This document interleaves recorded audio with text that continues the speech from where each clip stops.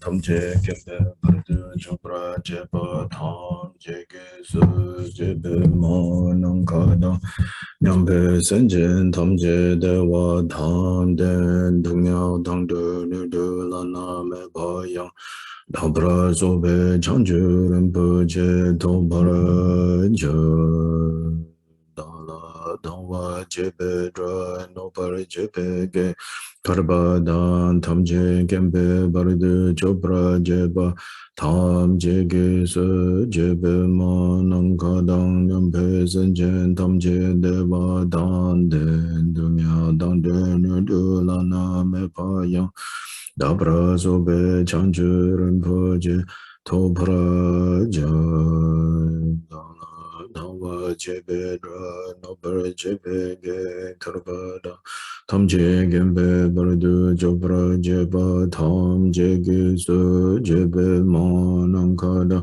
nyampe senjen tam je dewa dan den dunya dan de ne de lana me paya dampara sube chanju rinpoche topra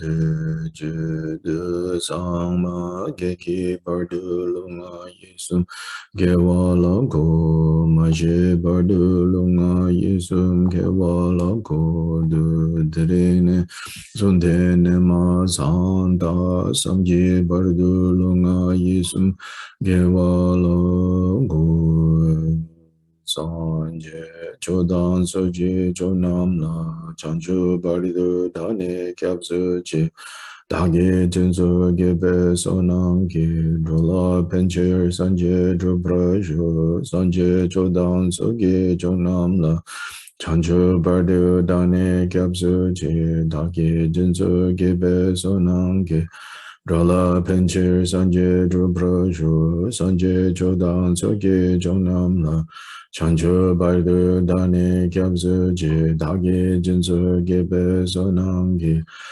Drala Penchir Sanje Drupra Shu Mhanam Kadam Nyambe Sanjen Tamje Dewa Dang Dewe Kyudan Dempara Gyurji Dunyao Dang Dunyao Ki Kyudan Drewa Gyurji Dunyao Mepe Dewa Dang Me Drewa Gyurji Niring Chadang Nidang Drewe Tang Nyon La Nabra Gyurji Manam Kadang Nyampe Senjen Tamje Dewa Dang Dewe Gyudan Dempara Gyurji Dunyao Dang Dunyao Gi Gyudan Drewa Gyurji Dunyao Mepe Dewa Dang Me Drewa Gyurji Niring Chadang Nidang Drewe Tang Nyom La Nebra Gyurji Manam Kadang Nyampe Senjen Tamje Dewa Dang Dewe Gyudan Dempara Gyurji Dunyao Dang Dunyao Ji Gyudan Dewa Gyurji Dunyao Mepe Dewa Dang Me Dewa Gyurji Niring Chadang Nidang Dewe Tang Nyom La Nebra Gyurji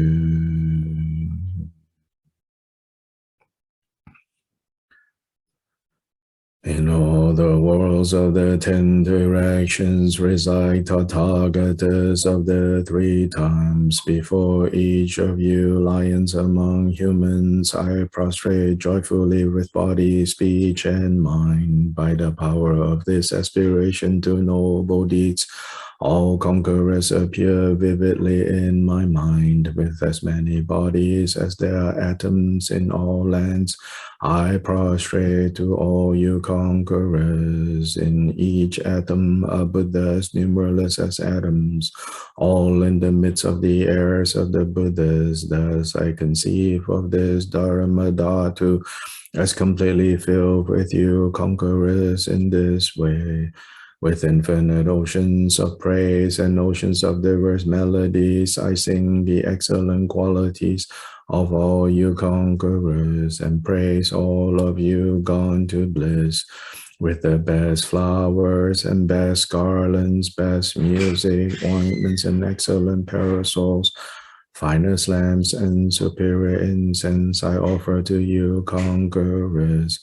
With excellent garments and best fragrances and sandalwood powder heap high as Mount Meru, All wondrous offerings perfectly arranged I offer to you, conquerors.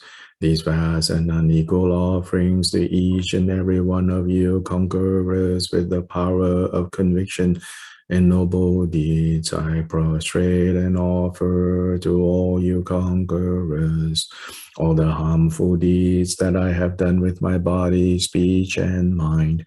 Under the power of desire, hatred, and ignorance, I confess each and every one of them. I rejoice in all the meritorious deeds of all conquerors in the 10 directions and the heirs of the Buddhas. Solitary realizers, hearers still in training, and beyond, and all wandering beings. You who are lamps of the worlds of the 10 directions, who have unobstructedly attained Buddhahood through the stages of awakening. All you who are my protectors, please turn the unexhaled wheel of Dharma. With palms together, I earnestly beseech you who may intend to manifest final nirvana. Please remain for as many eons as there are atoms in the world, for the happiness and well-being of all wandering beings. Whatever slight virtue that may have been gathered through prostrating, offering, confessing, rejoicing, requesting, and beseeching, I now dedicate to complete awakening.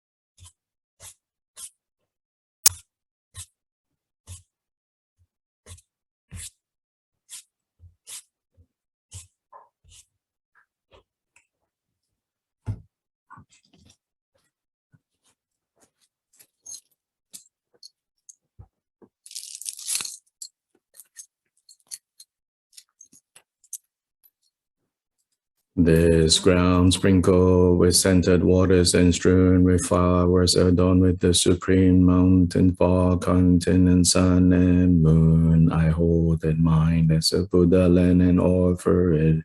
May all wandering beings experience such a pure land. To the Gurus who possess the three kayas, I offer the outer, inner, secret, and thusness offerings with my body, wealth, and all phenomenal existence. Please grant the unsurpassed supreme attainment, whatever slight virtue I may have gathered through prostrating, offering, confessing, rejoicing, requesting, and beseeching. I now dedicate to complete Bodhi. Guru Devada Kinira Namandala Pratitya Soham.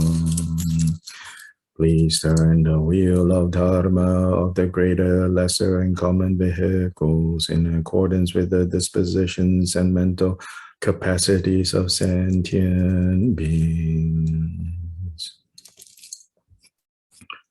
Duje chanchen de le naro da mami da po paru je den kong ka den sun den so ve lo me shab sa je lo ma yi dang chu kyung la so wa den so da je chen je lo.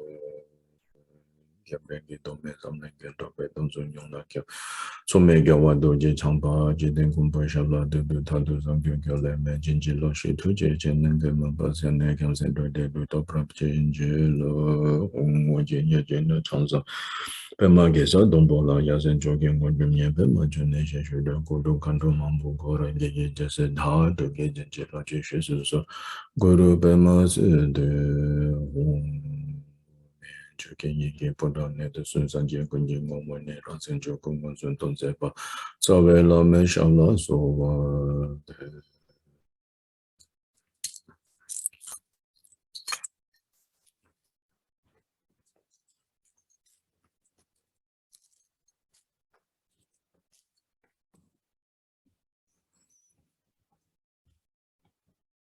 Good morning and good evening to everyone. Having some problems with the old iPad. Things keep disappearing. The apps disappearing. Can't find my text. That's the problem with stuff. Once the technology starts behaving strange, then poof. But impermanence, right? Training and uncertainty.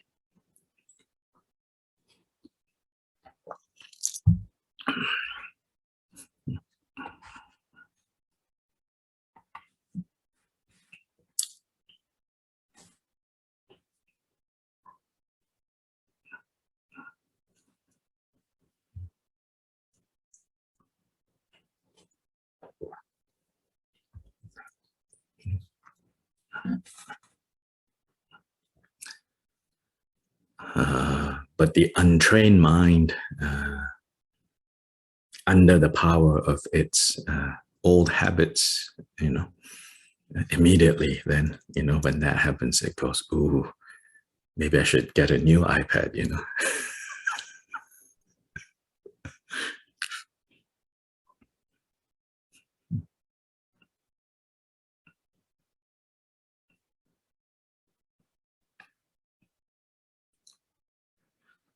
For most of us, to be able to just recognize this and not act on it, to have restraint on the level of acting. For most of us, if we're able to do this, it's actually pretty good already.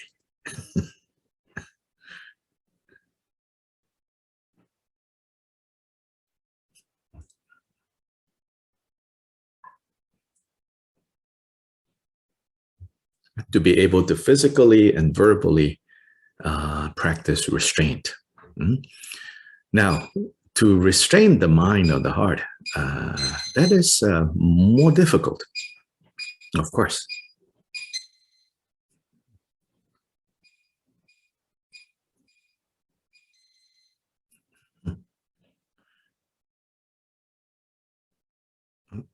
That is just at a level of training that requires more kind of refinement. And of course, we don't ordinarily see where the real problem is with this.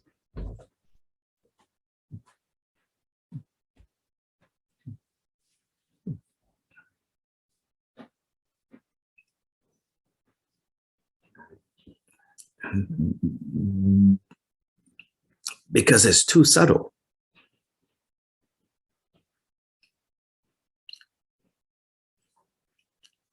But it's only too subtle because we are generally untrained.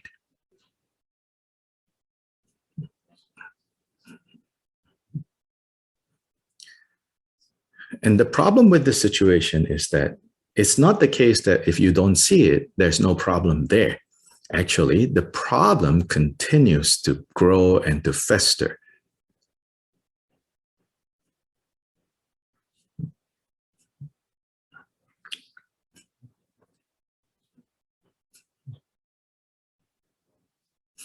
Then added with our inability to see that it is there, then there is no way to really put a stop to it.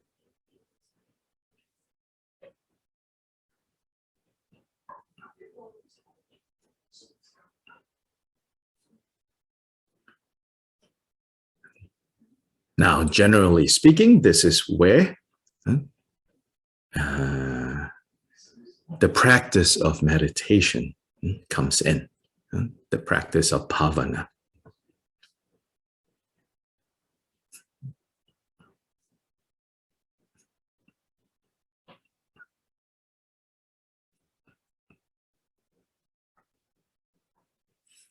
The title of chapter 8 that we are starting on is properly Meditative Concentration. So it's not the word meditation itself, it's not bhavana, it's meditative concentration.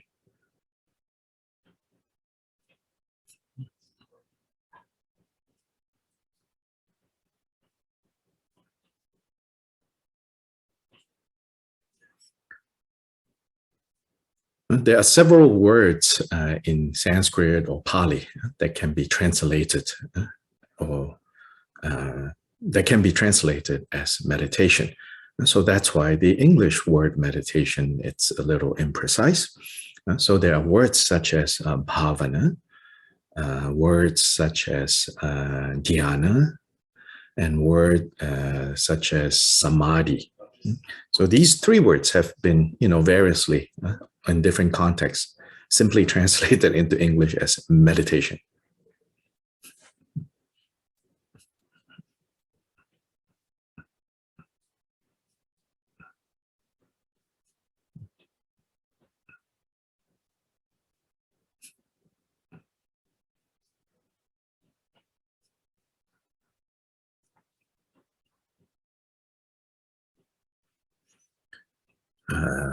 Now, in the context of, for example, Chinese,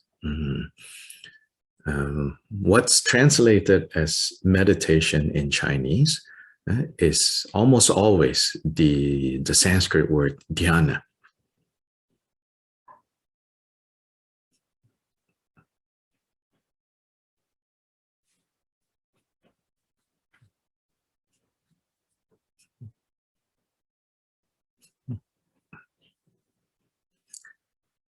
Which is in modern Mandarin Chinese is Chan. Chan is a shortened form of Chana, which is dhyana in Sanskrit.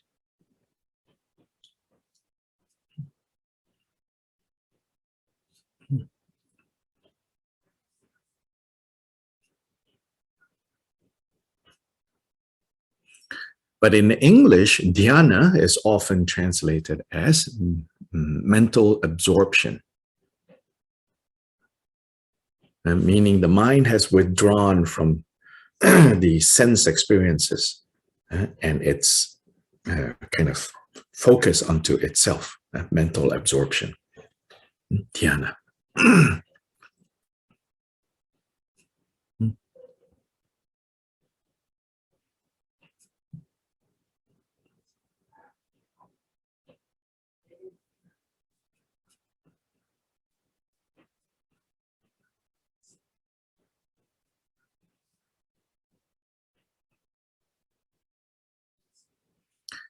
So in Chinese, modern Chinese, they have different terms for what we would call meditation. So it will be, for example, a common one would be, they say, to sit in dhyana, 坐禅. To sit in dhyana is to meditate, what we would call to meditate.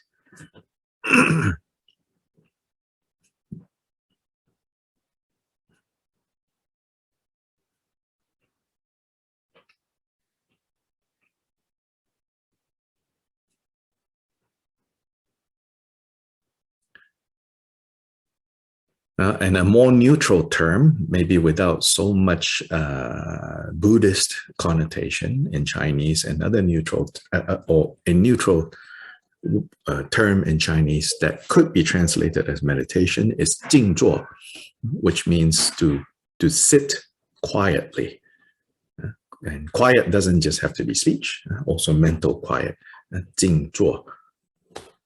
Again, the word 坐, the 坐 of 坐禅, sitting in meditation, sitting in mental absorption, sitting in dhyana. And so another word is to sit silently.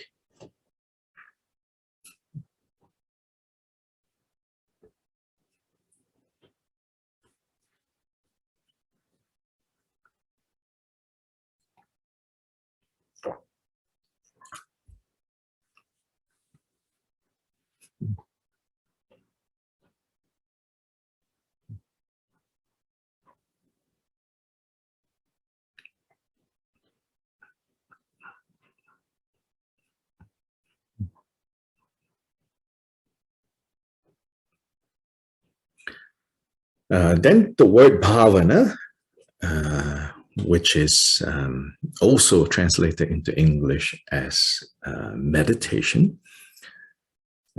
In Chinese, the Chinese translators of Buddhist texts use the word shio, which is to cultivate. And so that is a lot closer to the word bhavana in meaning, to cultivate.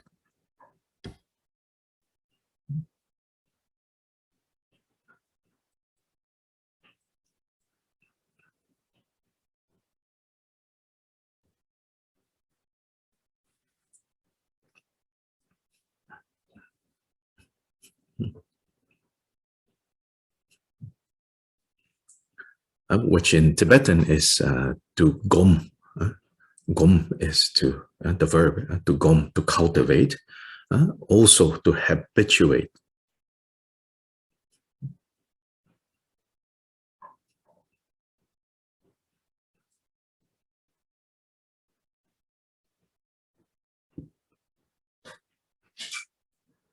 So without cultivating the mind, so now the word bhavana, without cultivating the mind, it is hard for us to really see the intricacies of what's going on.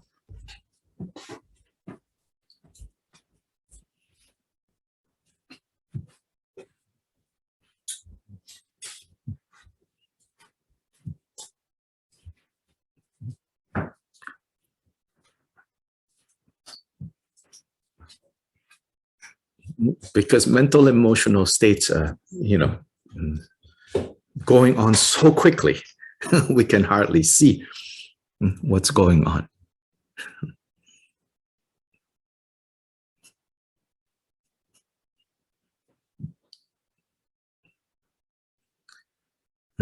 At the most kind of like basic level, the mind is busy, kind of reacting to what the senses bring to the mind, reacting with a very basic reaction of like, don't like, don't care.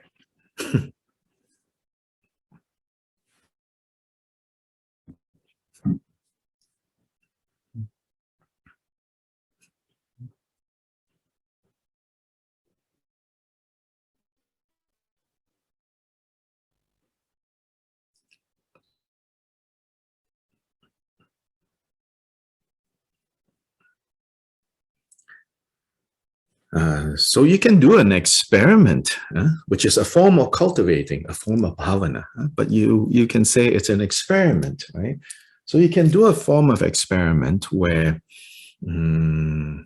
go find a spot, right? A popular spot in your town, like some kind of cafe or something like that, where you can sit down and just watch activity going on. Yeah? So go find a place like this. Then resolve a plan, right? A plan and say, for 10 minutes, so maybe you even have your phone or a timer, 10 minutes, I'm going to sit here and try to observe how quickly I respond to whatever my senses bring me here with like, don't care.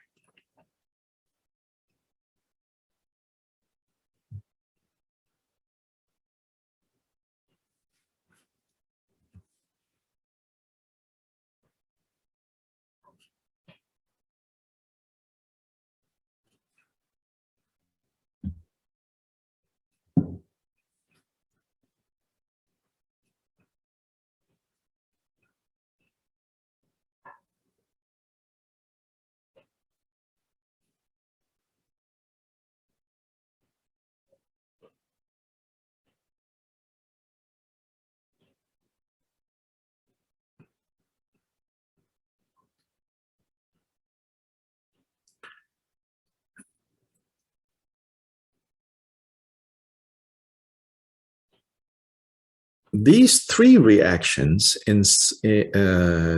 basically cover the range of reactions that we have. The range of the reactions that we have, that we are aware of, are often much more sophisticated.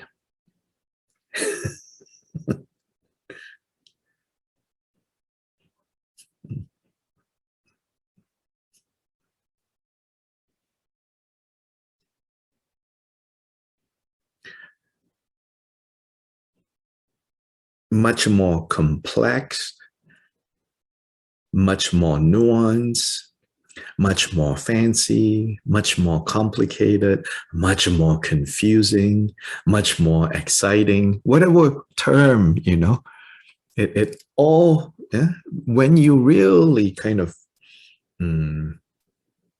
summarize them, they fall into like, dislike, and don't care.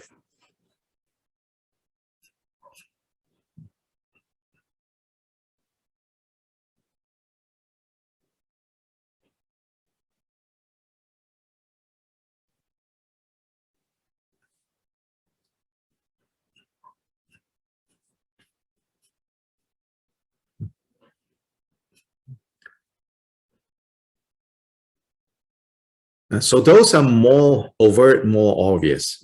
So if we are slightly more trained in our mind, we will see those. This one, in a way, is more subtle. Like, don't care. On the one hand, it's more subtle, but on the other hand, it also kind of continues to cover all the experiences that arise. So in terms of this experiment, at the beginning, it might be hard to really directly see these underlying, like these feeling tones that we have. So at the beginning of this experiment, you might have to deliberately label, meaning it's easy to observe your coarser response. Like you see someone and you say, oh gosh, that shirt looks ugly on him. Yeah, when you note that, right, that's easier to note. And you go, don't like. Yeah. Or then you see someone else, you're like, oh gosh, that tattoo, like, ugh, don't like. Or, oh, nice tattoo, like. And you might have to go from the more busy to the more basic at the beginning of this experiment. Like, don't care. And again, this experiment you can improvise, right? Maybe you have a sheet of paper, right? And you have 3 columns, right? And you hold a pen in your hand. And each time you note like, don't care, you draw a line in one of the columns. And 10 minutes later, you're going to count and see how many in this column, how many in this column, how many in this column.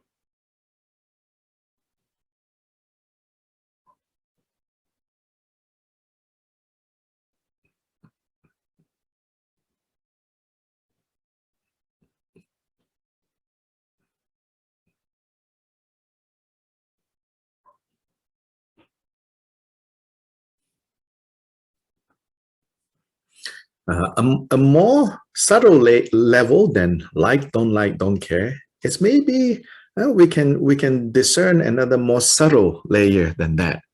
And so maybe with your experiment, you want to go down to the a less obvious, which is pleasant, unpleasant, neutral.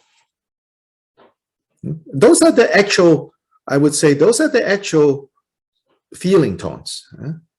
It's already one level up when we go from pleasurable, right? Or pleasant, right? When we go from pleasant to like, unpleasant to don't like, neutral to don't care, right? So in fact, Vedana, this feeling that we're talking about in Sanskrit, in Pali, Vedana it's even more basic. It's just how the mind habitually labels something as pleasant, unpleasant, neutral.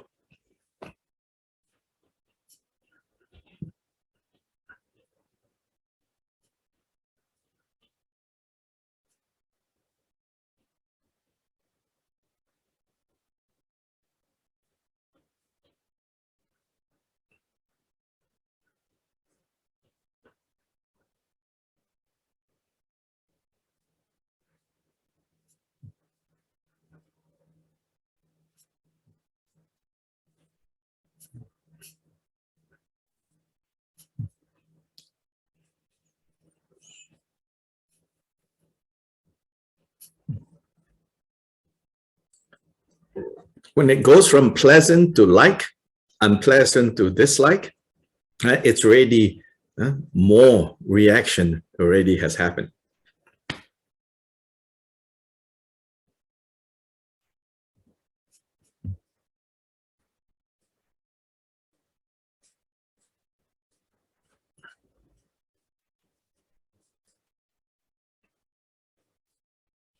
So that is one experiment, and that's also a form of bhavana. So therefore, a form of meditation that we can engage in.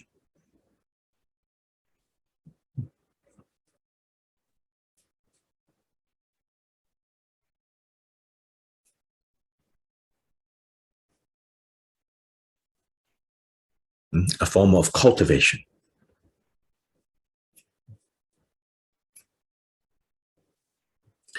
Through cultivating the mind in this way, then the mind can experience Samadhi, which is the title of chapter 8, Samadhi.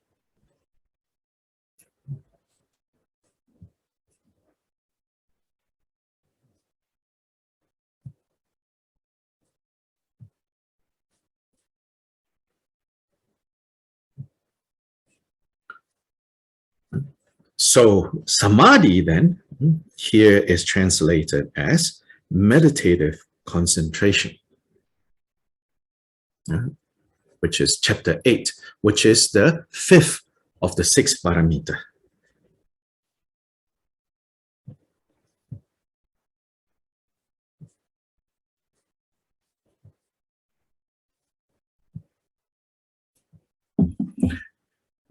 Furthermore, like for example, in the Noble Eightfold Path, this is it's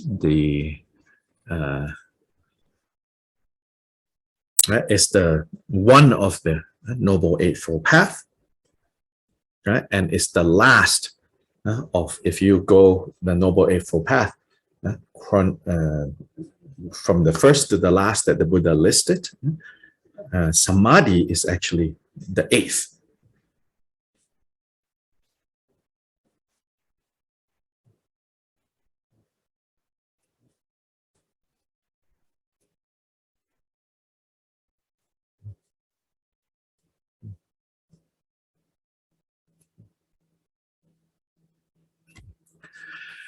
In the Hindu yoga tradition, not like the yoga you do in the in the spa, or but the Ashtanga yoga system as a spiritual path, the eighth limb is also interestingly Samadhi, the state of Samadhi.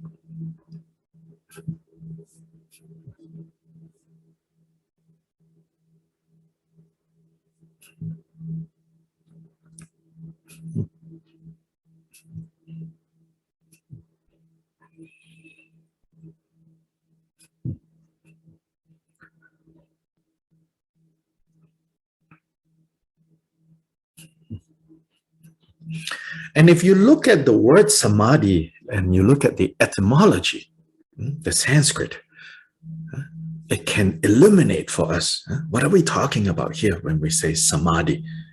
Samadhi in Chinese is translated as ting, and then in Sanskrit is ting is in Tibetan, ting is in.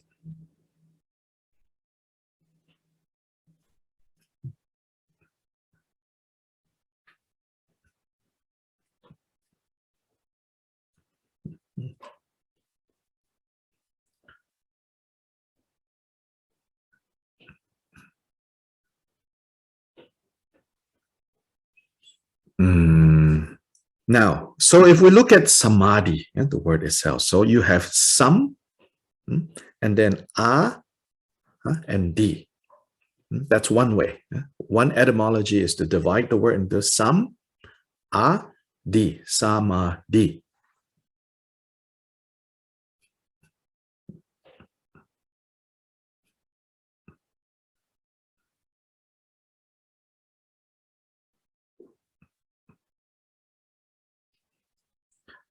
There, sam means together, and a is towards, and di is da, which means to hold, to get, to hold in the sense of you have something and you're holding it.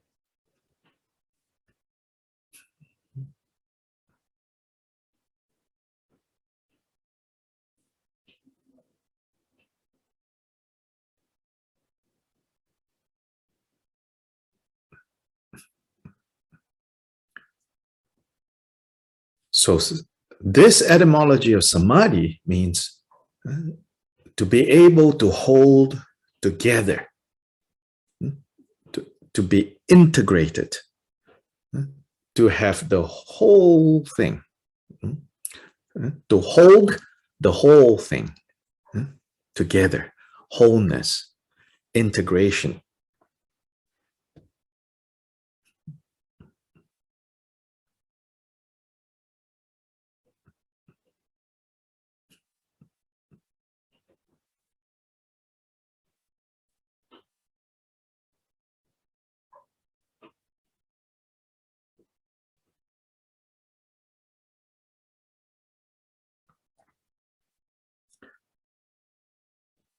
Then another etymology which also applies is sama, sama, and di.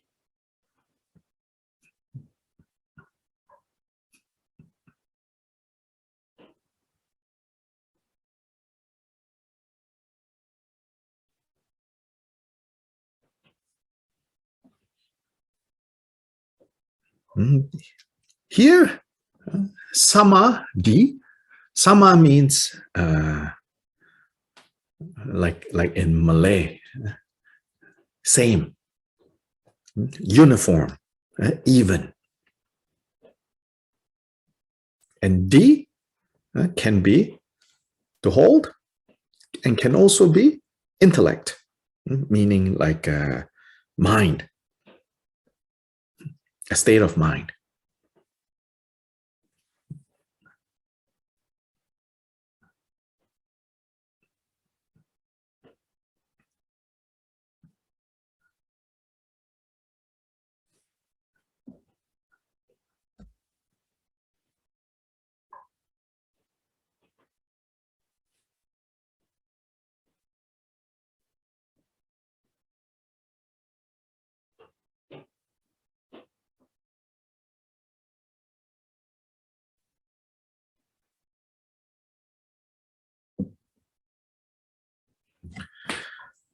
So this word samadhi, these two etymologies apply to our context. So if you take these two etymologies together, you get a sense of like, this is a state of mind where everything comes together. Wholeness, completeness. And this wholeness or completeness is even and even, no ups and downs, it's all even.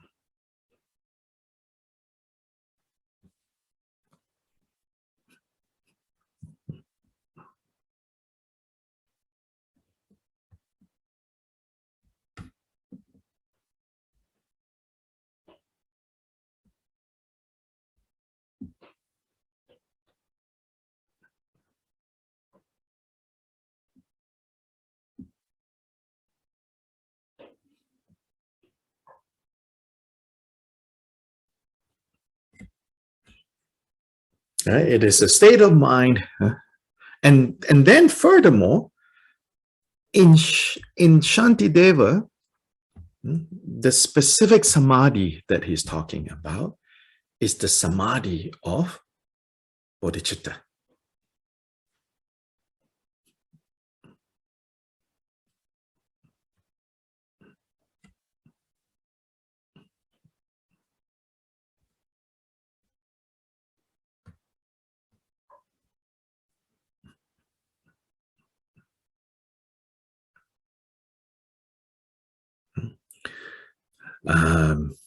One more detail in the Tibetan translation of samadhi, tingye zin. Zin is to hold, hold together. Tingye has the connotation of clearly. So to hold together clearly.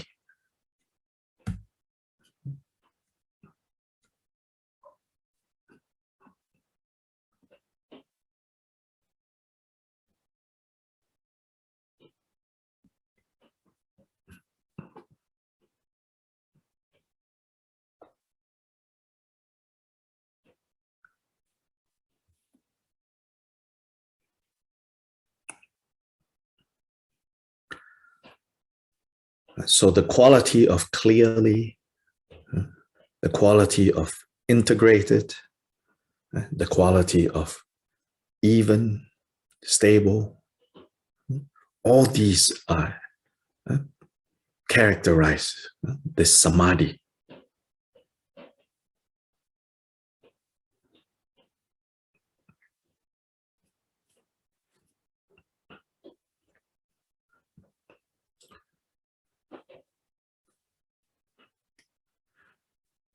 So once again, just the word meditative concentration is a lot is lost,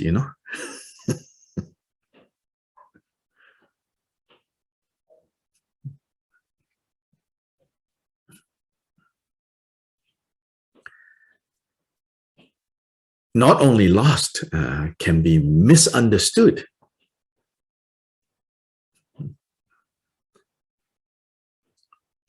Some people think samadhi is like, the mind is like very, very narrow, but then very powerful, like a laser.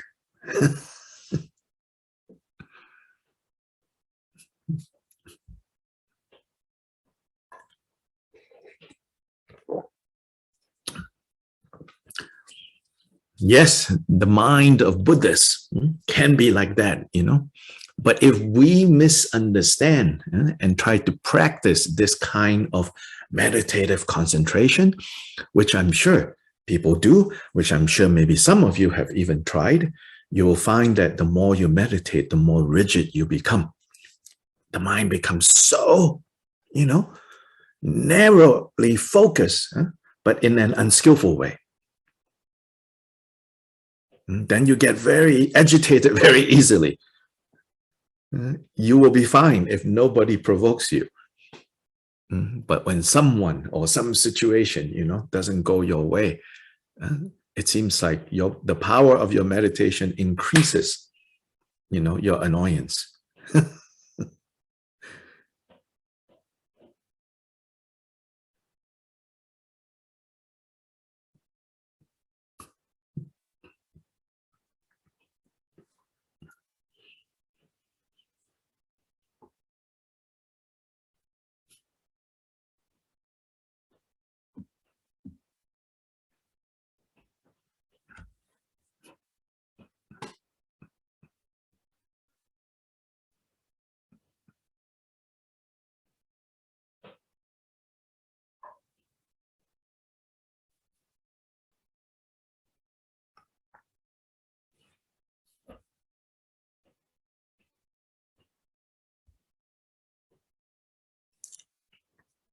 So back to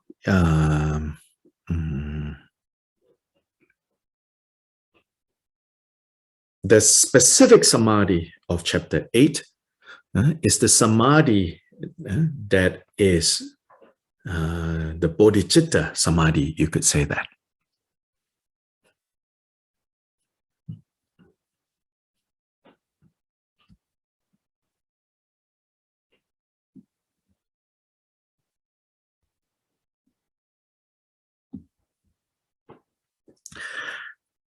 Then remember, in terms of bodhicitta, what is explicitly taught in Bodhicharyavatara is what we call relative bodhicitta in the two aspects of aspiration and application.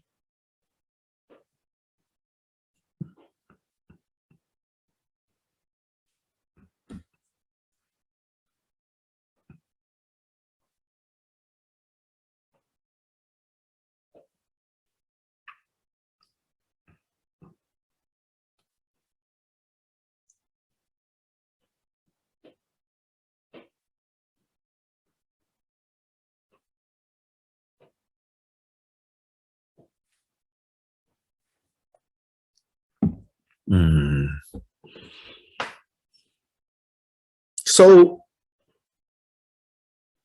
that's the overt topic of Bodhicharyavatara.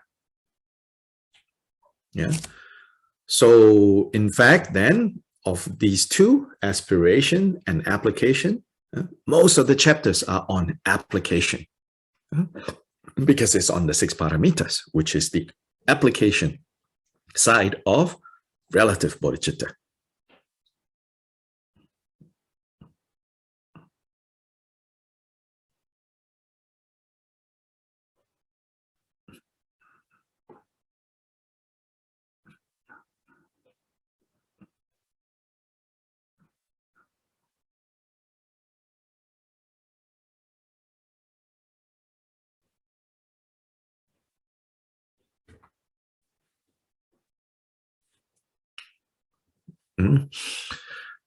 So now, of course, right?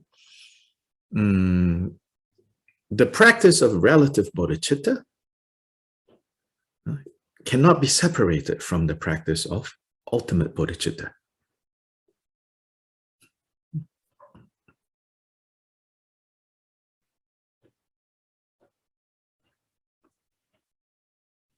Relative is another way of looking at what relative bodhicitta is. It is how absolute bodhicitta plays out in a relative context, in a subject-object context. That's one of the meanings of relative when we say relative. Right? It means subject-object temporarily, subject-object is involved. Relative in that sense.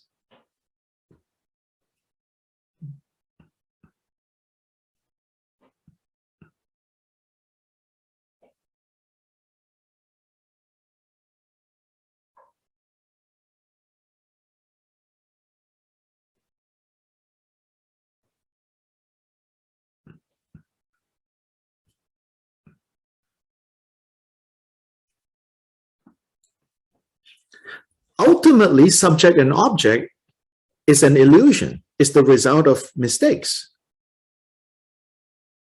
of mistaken mind.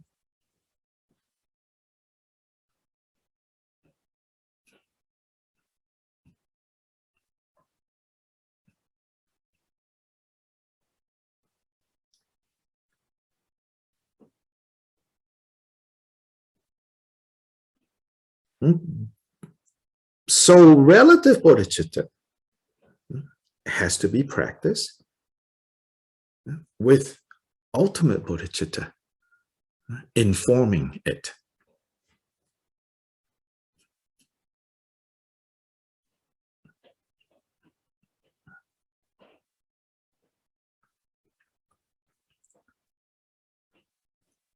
And the wisdom that is ultimate bodhicitta needs to have meaning in the relative world.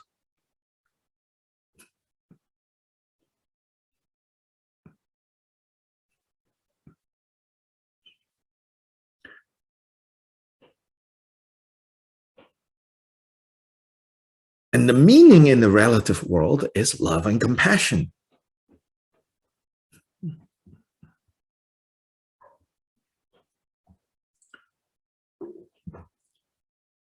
Yeah, as long as subject and object is involved, it should be primarily love and compassion.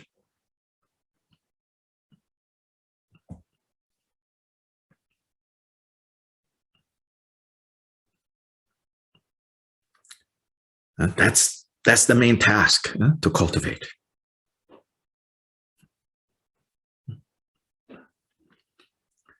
So chapter 8 basically has two parts to it.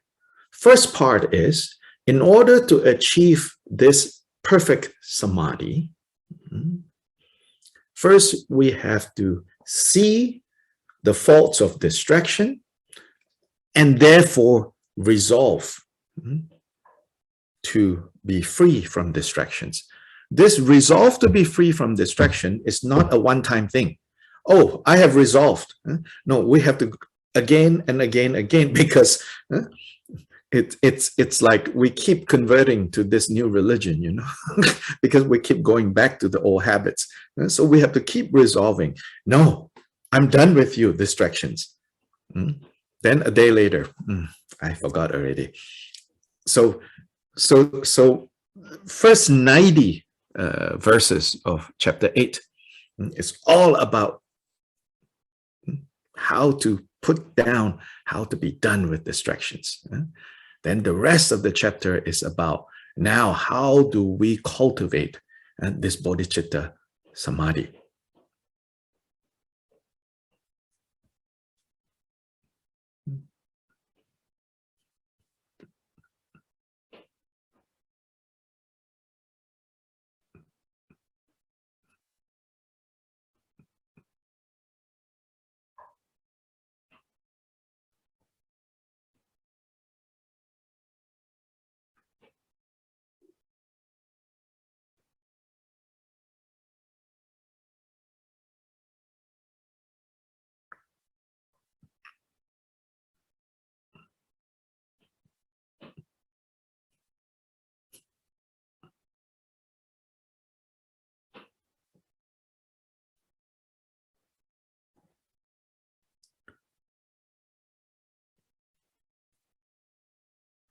To cultivate this bodhicitta samadhi, basically two main steps is given in there. First, equalizing self and other, making self and other equal.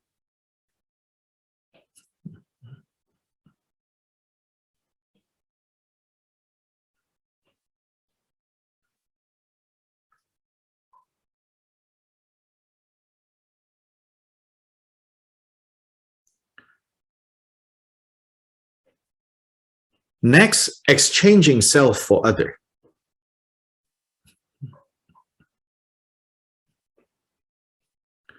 Meaning prioritizing other over self.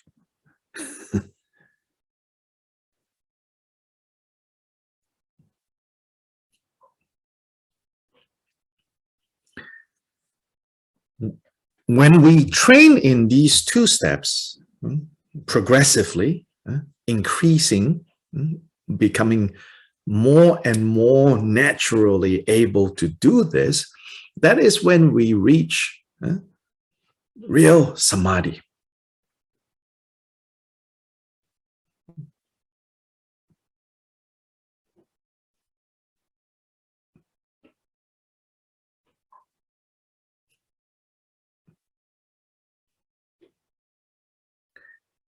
Then in chapter 9, Shantideva starts the chapter on prajna, or wisdom.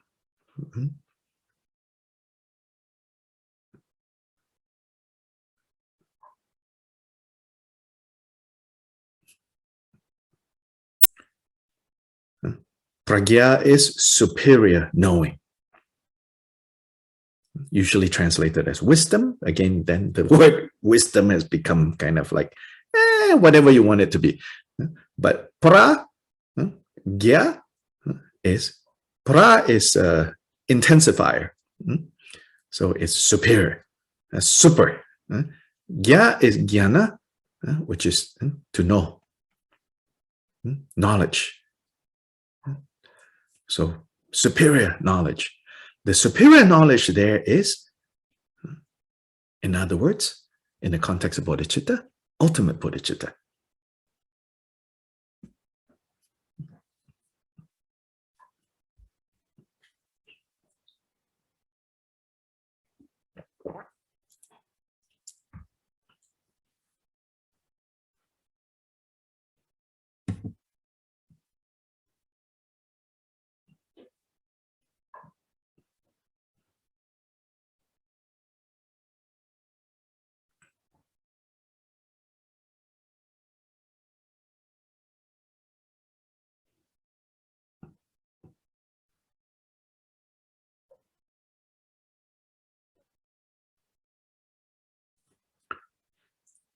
Then if we were to divide this into what's known as the two accumulations, then the first five is said to be the accumulation of merit, and the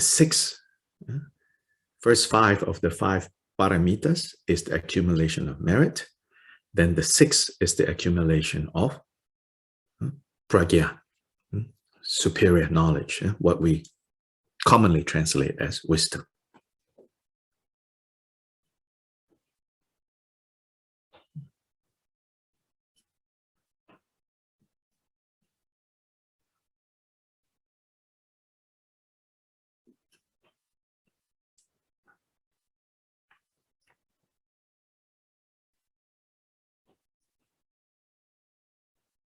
So if you want to match, things, you can say relative bodhicitta corresponds to the accumulation of merit, and ultimate bodhicitta corresponds with the accumulation of wisdom.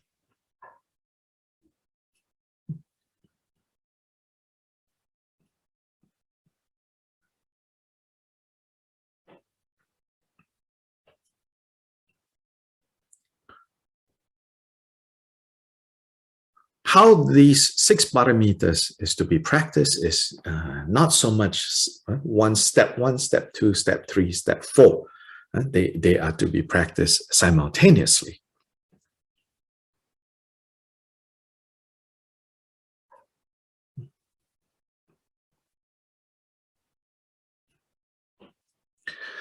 But on the level of like gaining kind of momentum, then yes, the six paramitas do go progressively from first your momentum or your ability to be generous, to give without holding back.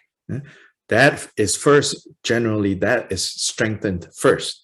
Then on the basis of that being really strong, then your ability to practice ethical conduct, virtuous conduct increases.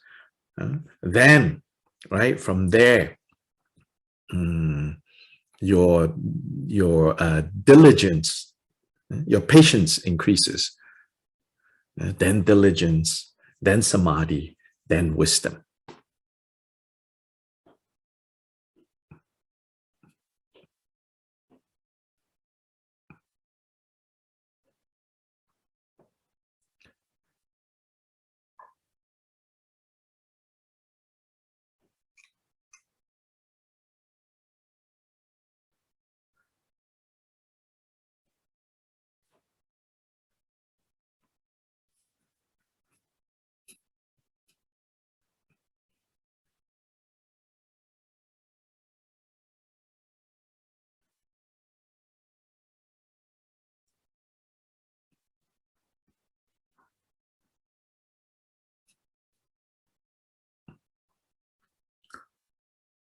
So on the macrocosmic view of the progress of the path, then there is this first paramita of giving, then paramita of ethical conduct.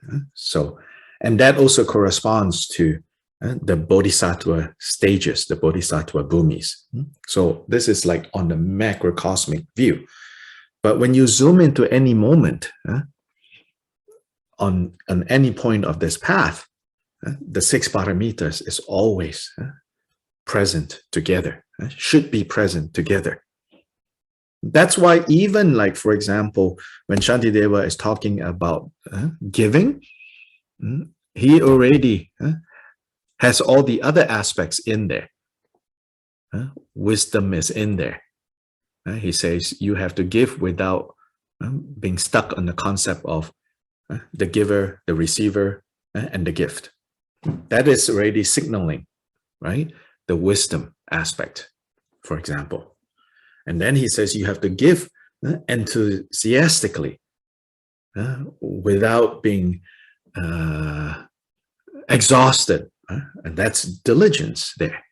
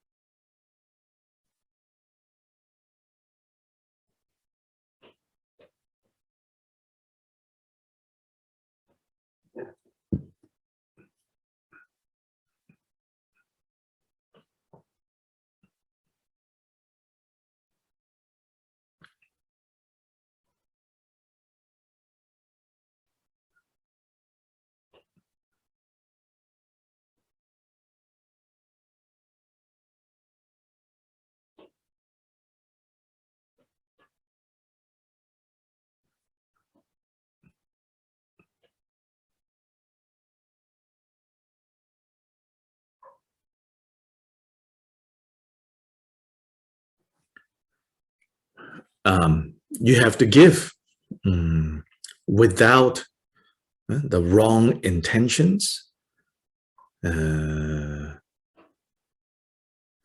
focused on pure intentions. That is the paramita of Samadhi. You have to give without harming. That is the ethical conduct paramita.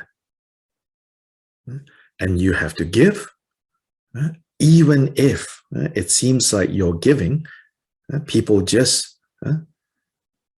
take and never reciprocate. You should not give up. Patience, and that's patience. So just in the act of practicing giving, the 6 paramitas all have to be present.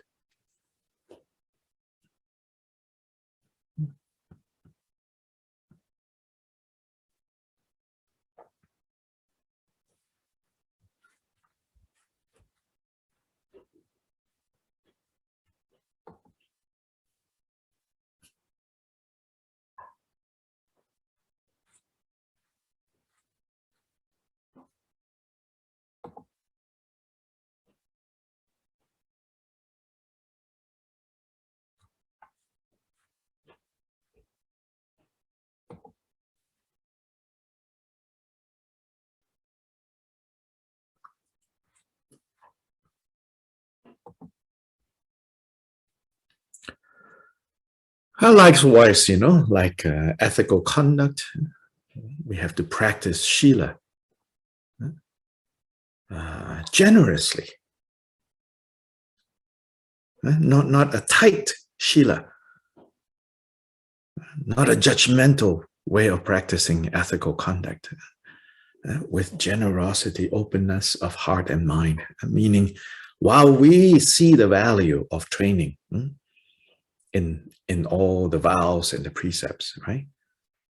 We don't do it on the one hand, and then on the other hand, becoming very tight with other people, becoming very judgmental towards other people.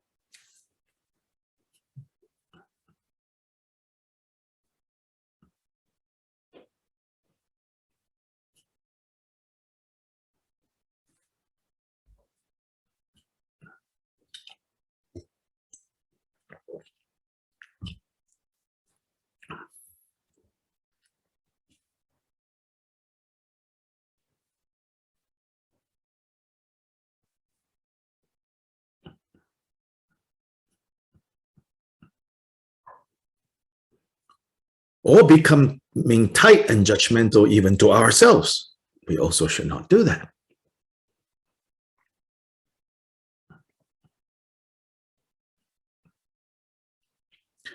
We should be strict, like a wise parent. Wise parents, you know.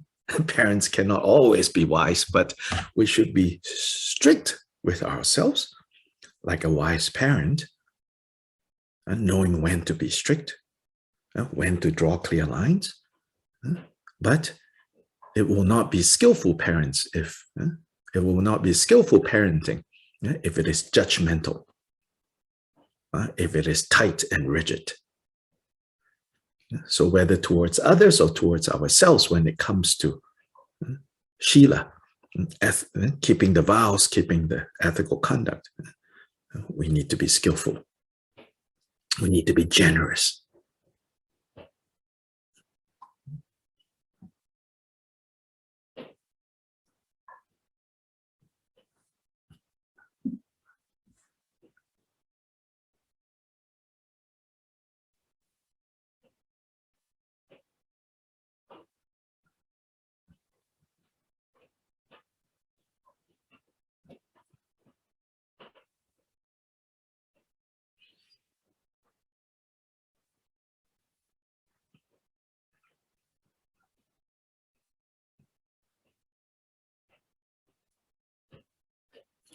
So this is just some suggestions, some idea for you to see how, you know, in each of the paramitas, the other five has to be brought into the picture.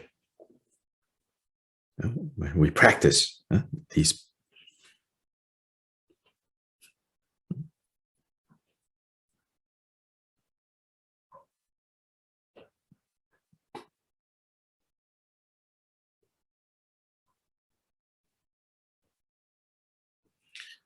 So now let's take a break.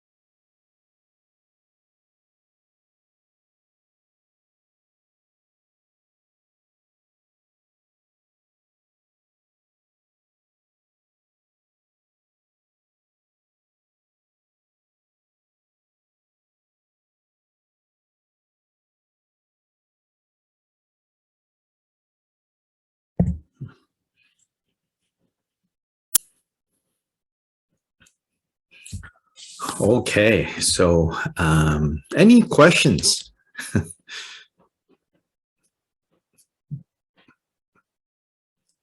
Comments, questions?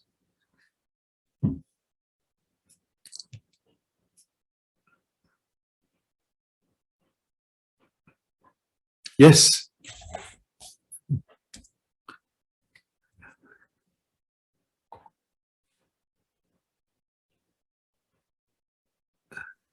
Yes. There it is. Sorry, this isn't about the lesson. Okay. I just wondered if you could give us the translation of that Om Wadi mantra that you. Oh, the mantra. Really nice. No real translation. It's the mantra of Manjushri. It is. Yeah, the Buddha wisdom. Mantra of Manjushri, I don't find that. Something else. There is the common mantra of Manjushri, which is Om Arapachanadi. Then there is also Om Vagishwari Mum.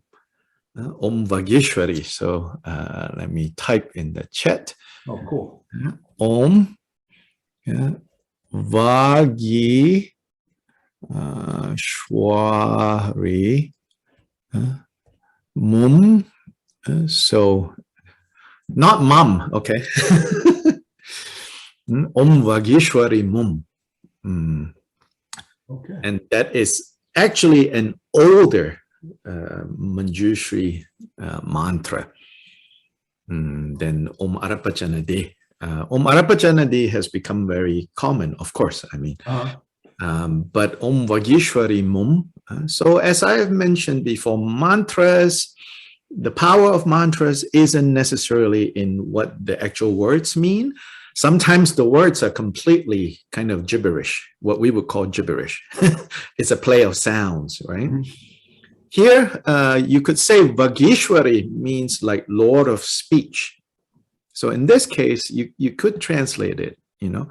But of course, it doesn't make a lot of sense, right? If we were to say, we keep repeating, Om Lord of Speech, Om Lord of Speech, Om Lord of Speech.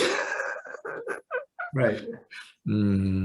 Anyway, yeah, so that's the Manjushri. But it's a very pleasant recording you have. Yeah, well, that's Khenchen I Rinpoche. enjoy saying it myself. That's why Good. I wanted to ask. Yeah, good. This is Khenchen Rinpoche chanting it.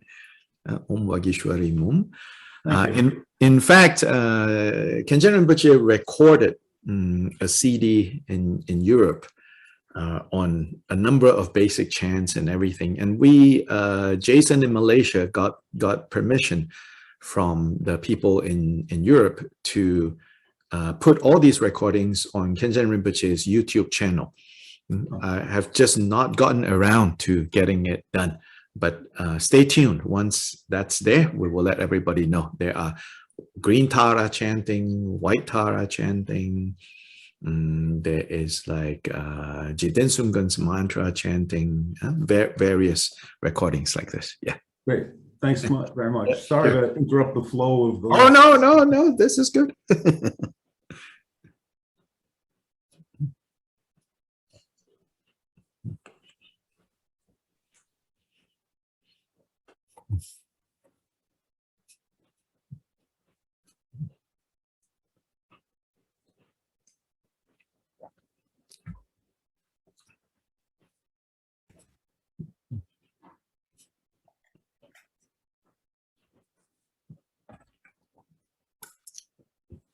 I have a question, Dr. Lai. Hold on. Translating.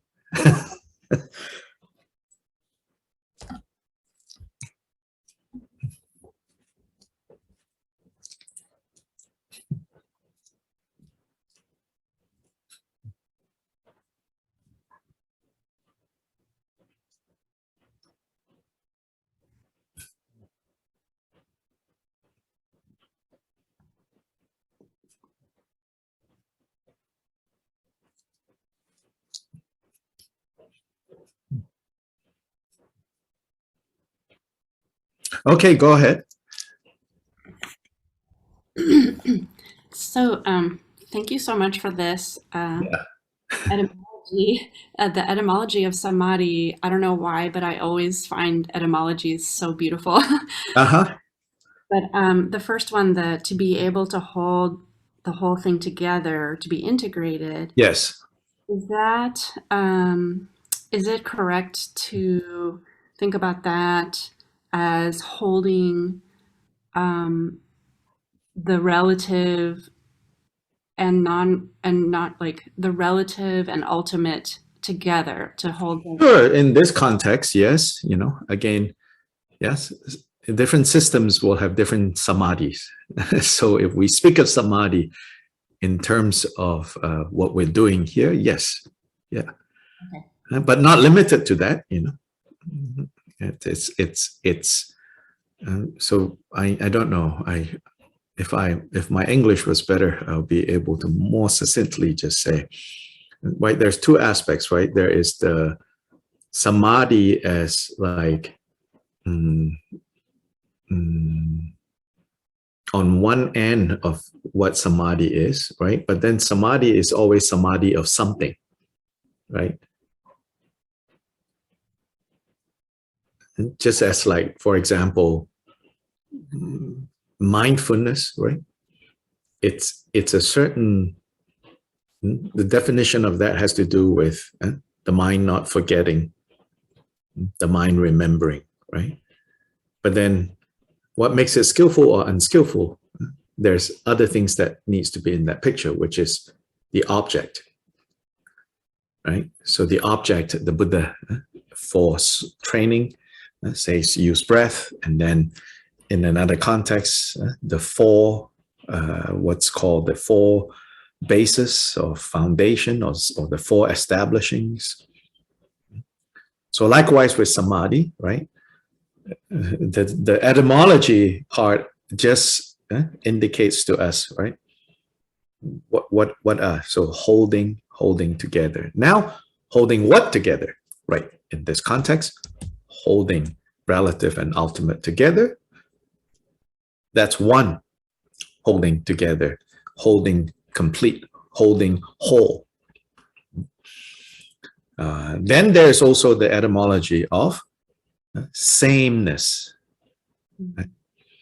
So then the mind becomes even, not up and down, up and down, up and down, even. Yeah. Thank you. Mm-hmm.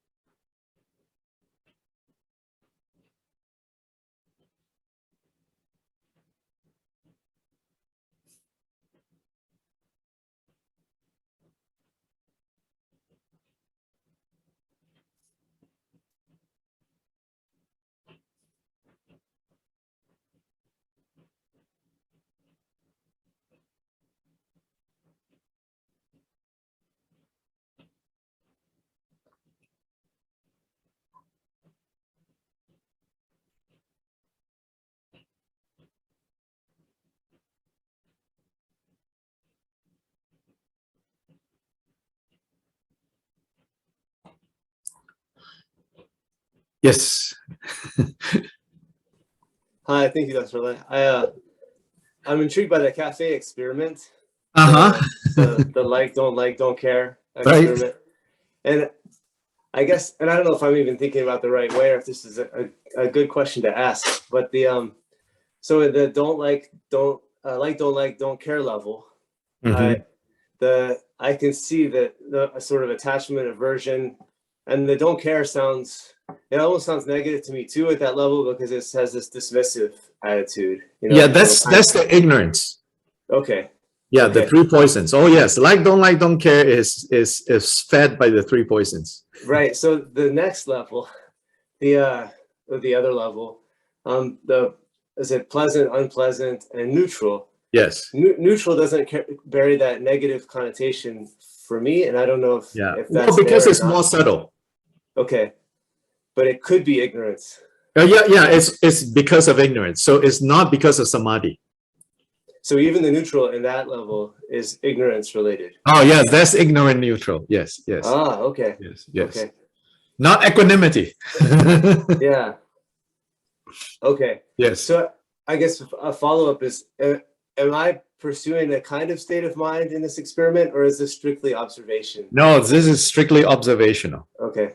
Yes, good right. question. Yeah, good to And clarify. You're not trying to make your response neutral. Right. Yes. Yeah. Okay. Yeah. Good. And all of those tones are problematic: attachment, aversion, and ignorance. Yes. Okay. Yeah. All right. You just want to have a taste of, how habitual this is. All right. Yes. Okay. Thank you, Dr. Yeah, sure. That's very helpful. Yeah.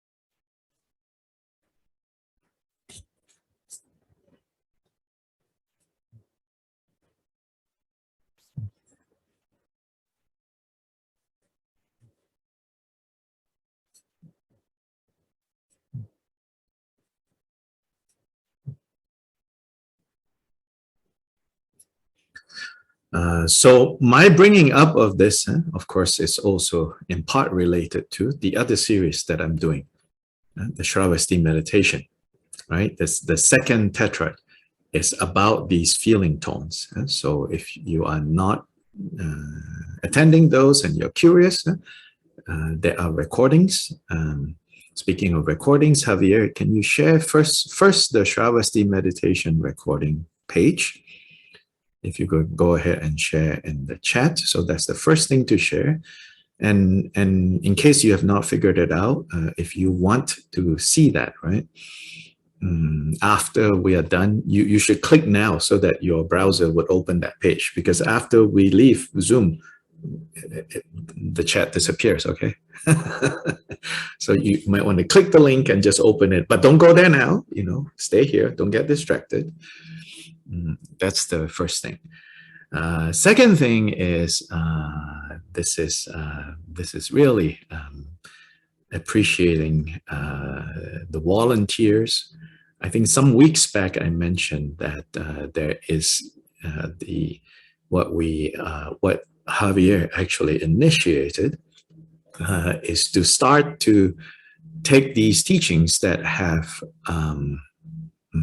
translations and therefore pauses, and to edit them down into without pauses, but unfortunately only in English, without pauses.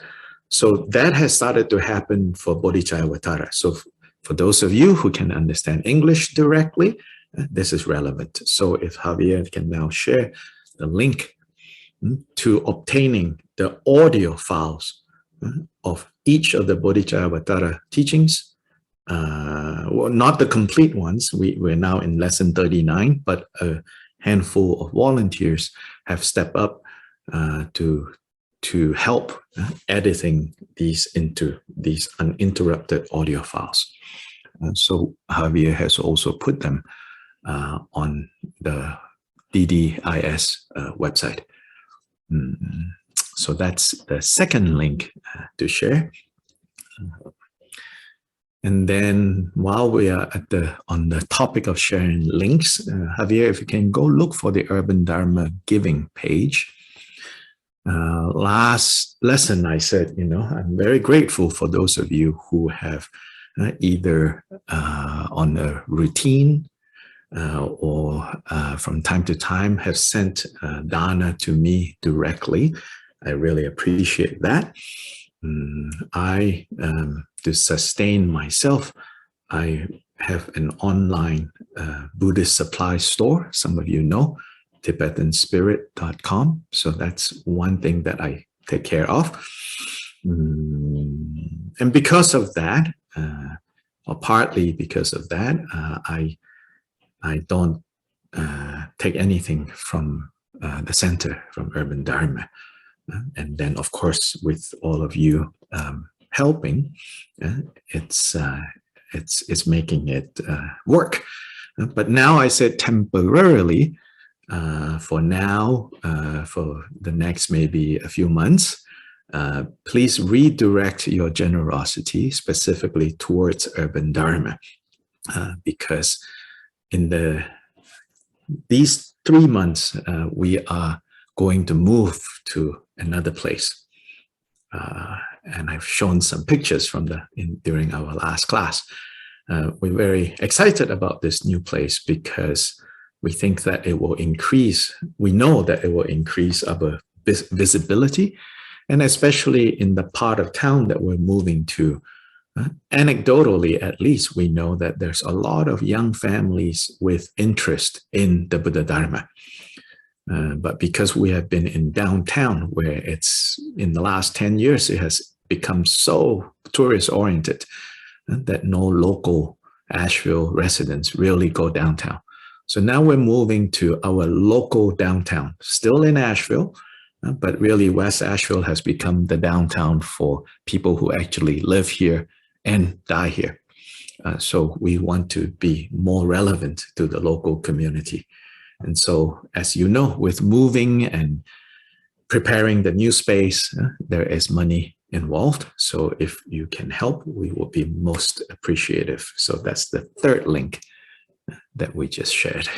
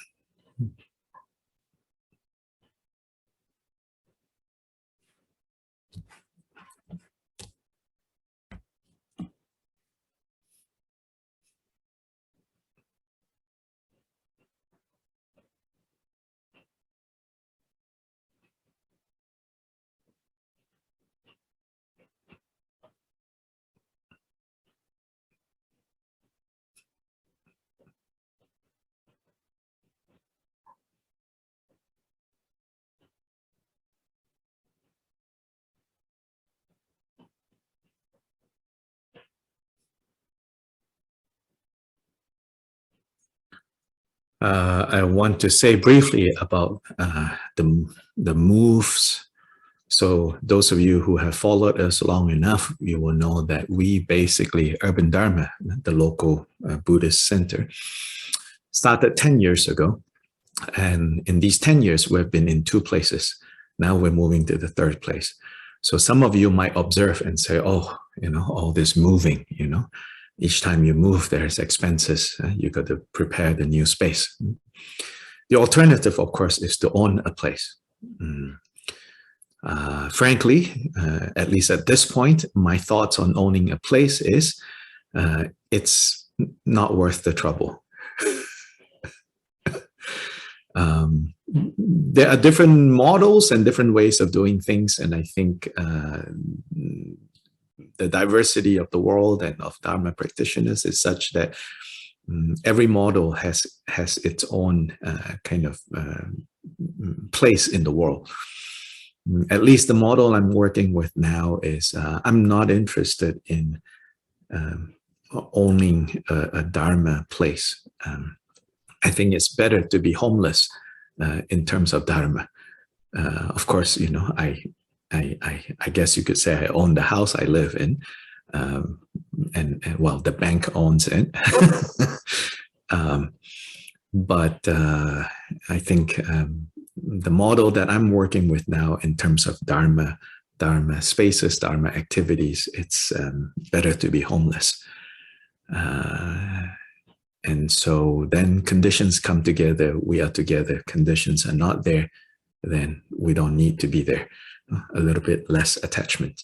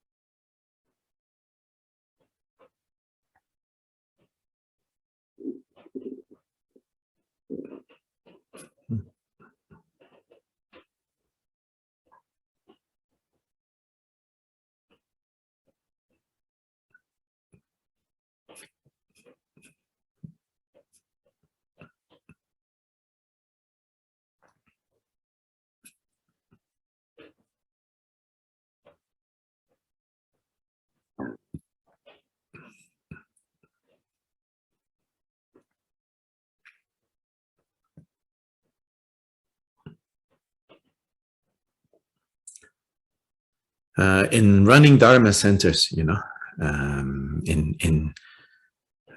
a way, Zoom is a kind of Dharma center too. It's about space, right? There's physical space, then there's virtual space, right? The virtual space, by the way, rent for Zoom, the upfront cost is $299 a month. So that's one thing that, so now Urban Dharma has virtual space and physical space.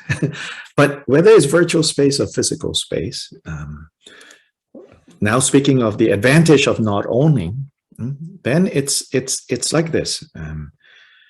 If we have to do our best to be relevant and to be good to whoever we are thinking that we are serving. And if that is true, then the conditions and the resources will come together to make that affordable. When that is no longer true, then no need to hold on to it. Then it can just dissolve back, where all the different conditions can just dissolve back. then having a building, having something more concrete, then you grieve over it, you know, there's that, you know. So at least at this level, at this point in my life, I say better not to have it. So that's why I've never pushed in these 10 years, the local center to, oh, we should look for a place to buy. We should try to get, you know, this sponsor or that sponsor, this donor or that donor, you know, to convince them, you know, like, oh, there is this great thing that we can do. And no.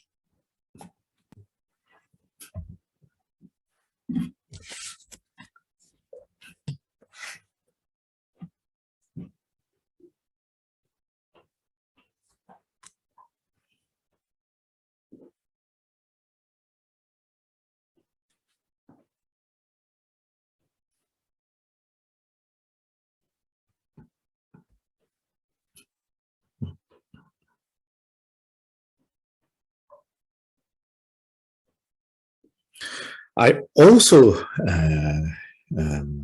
believe that primarily it will be whoever is local to wherever a center is, a monastery is a retreat center is, whoever is local to that, the primary supporters should be from there, because that is about the causes and conditions. We should not like create a place somewhere and then try to get people from somewhere else and say, oh, now you are responsible. No, they are not responsible. If they do give, it's because of their generosity. Then the local level, if there is not enough local conditions to come together to keep the local place going, then there is no need for the local place to go. So that I believe, I feel strongly about.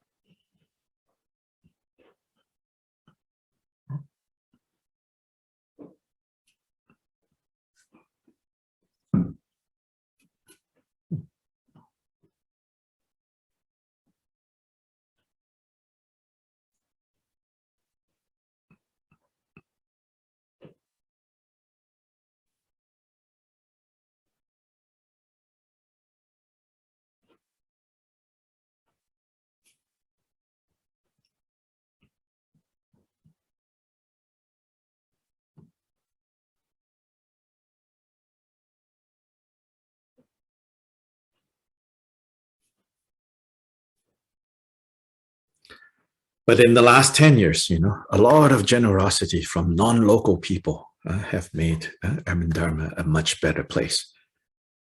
When we first started, including Dharma friends in Malaysia, sewing, literally getting into a sewing machine, sewing these bags that we needed for the center and sending them from Malaysia. That kind of support, you know, from many places. So I'm very grateful for that. Then, of course, now here is putting a little bit burden on you guys. Then, as for our virtual space, right? Then primary responsibility would be people who are needing this virtual space. And the virtual rent is $2.99 a month. So please, you know, applying the same principle, this is your local context, is this virtual space. If you can, help us to keep this going. Major help, the medicine Dugungkagyu Center, Linda, who is the force behind that, is helping us pay half of this rent already. So only the other half, because we are sharing our Zoom license. Zoom is very sneaky. It tells you price per license, but then minimum 10 licenses. That's how they tell you. They're like, oh, per license is only this much, Then you sign up, Then it's like, there's only, you have to buy at least 10 licenses.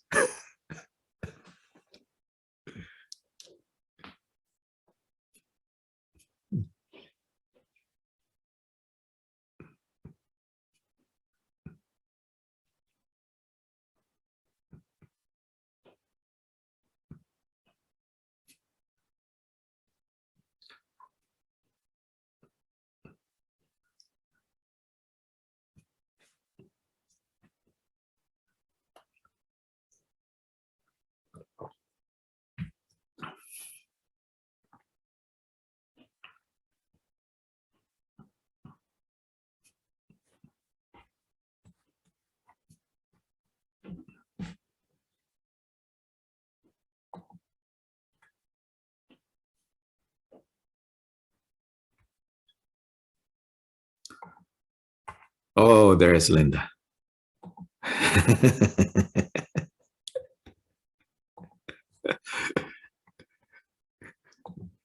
Just one moment in the spotlight.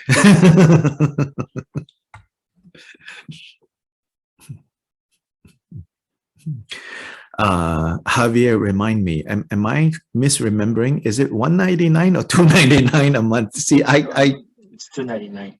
It's $299 a month. Okay, yeah, I'm terrible at keeping track of money stuff. It's a surprise that I'm not on the streets. Thanks to a lot of people that I'm not on the streets. I remember my dad asking me, how's your monthly, I said, all I know is I think more is coming in than going out. I don't know anything else.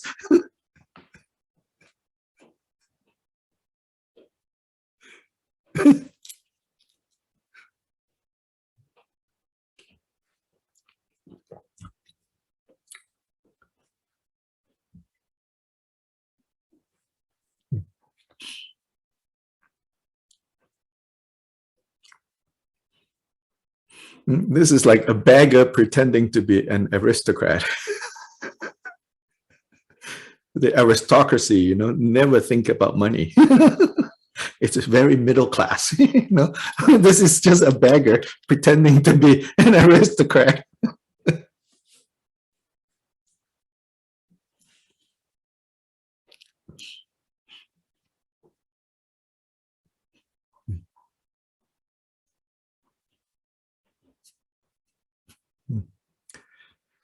But don't worry, whatever you give to the center, we have very good accounting. We have bookkeeper, we have, and all the books, is very clean, is very clear. We have a treasurer has a paid assistant and all of that. So your offering to the Dharma Center is all well taken care of. I'm just sloppy with my own accounting.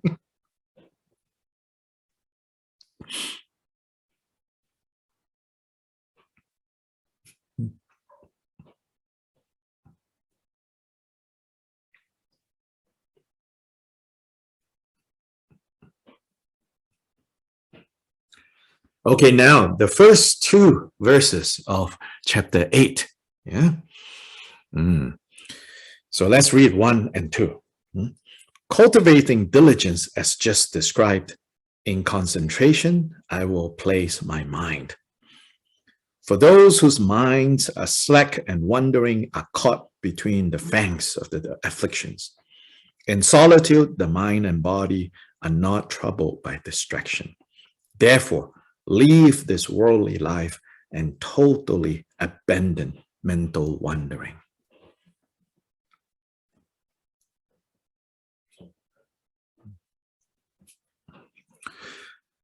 So verse 1 and 2 introduces and summarizes the first half of this chapter, which is the necessity to stop getting distracted, stop wandering around.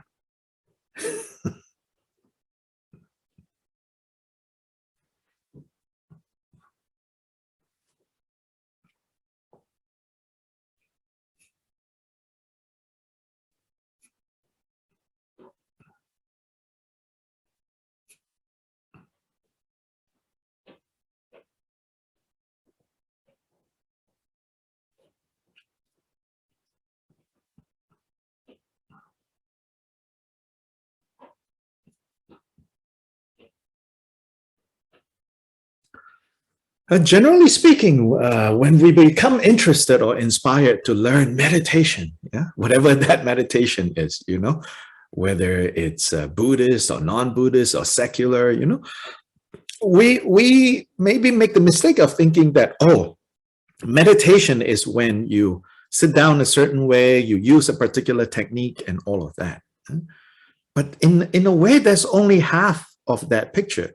The other half of the picture is the necessity to work on the resolve, to work on the intention, which is here before you can meditate, and specifically here meditate on bodhicitta, to become stabilized in bodhicitta, not before, maybe not so much before. The other side of that is to say no to distractions. And what are distractions? Distractions is that which robs you of your life, of your energy, of your turning up fully, completely.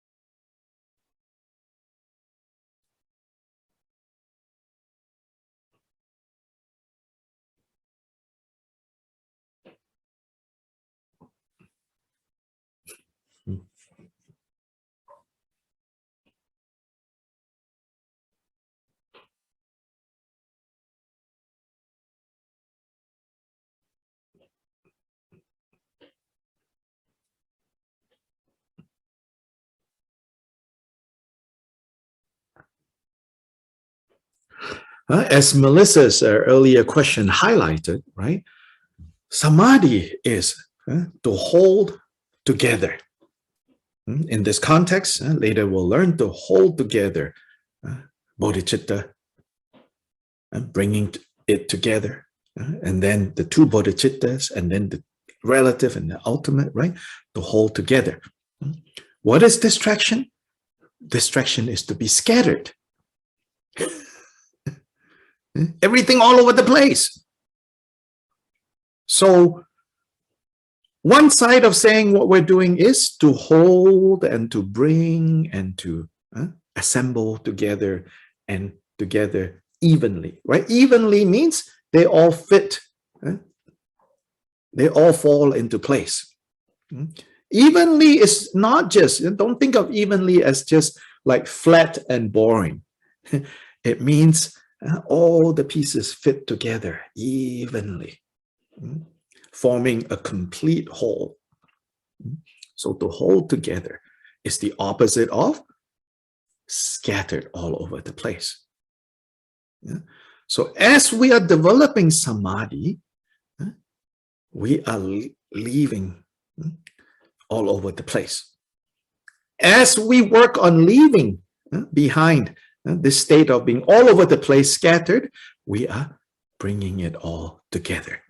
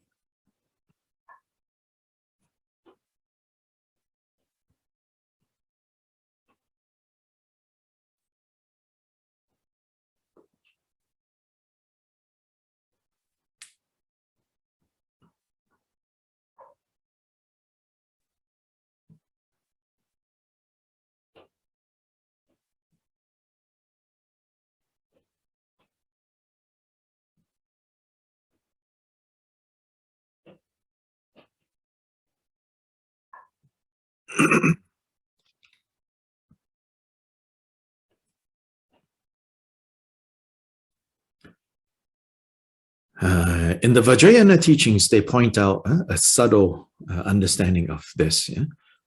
So here what we're contrasting, right? On the one hand, scattered all over the place, wandering around aimlessly, pointlessly, without control. That's one scenario, right? All over the place, scattered, distracted, right?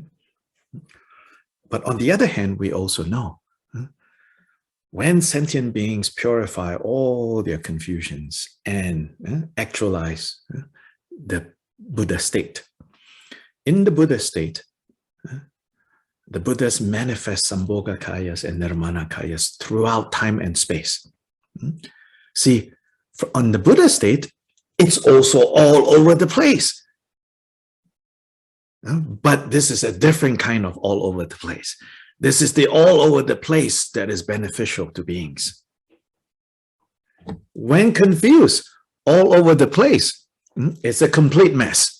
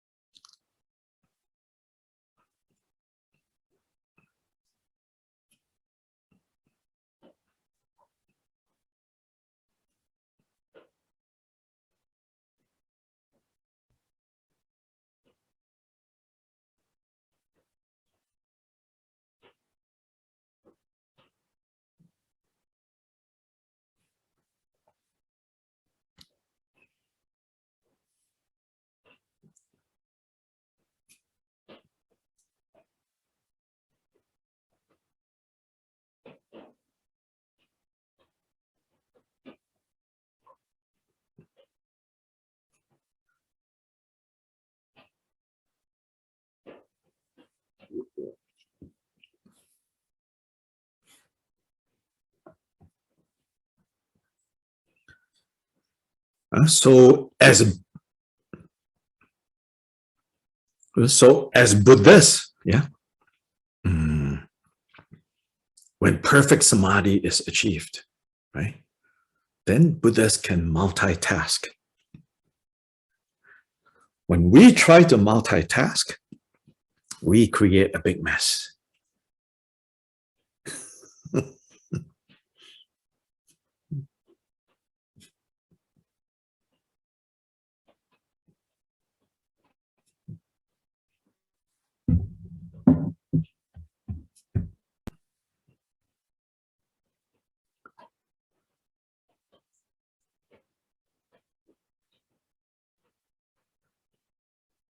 So therefore here, so it says, right, for those whose minds are slack, no discipline, wandering, they are caught in the fangs, the fangs, the sharp teeth of mental defilements.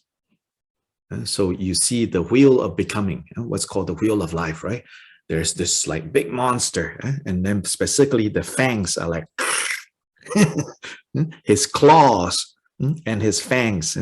So that's why we wonder in confused existence, because our minds are all over the place, wondering.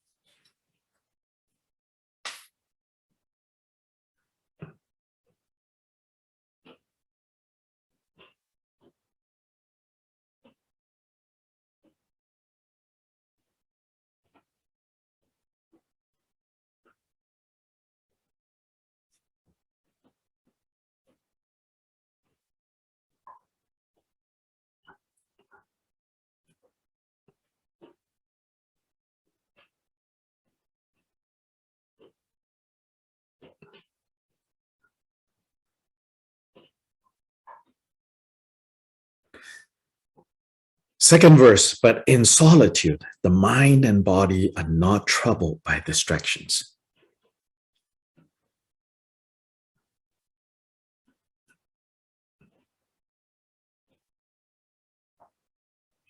And so we should work on seeing, the advantages of the kind of solitude we're talking about here.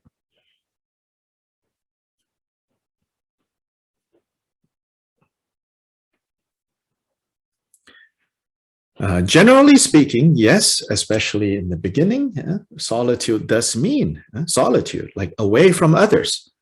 But it's not necessarily that's the only way of achieving solitude. There are degrees of solitude. So here is, to me, is very helpful, right? It actually, these two verses, to me, I think just looking at the English translation, I can read it as, so what do you mean when you say solitude? It means the next part, when body and mind are not troubled by distractions.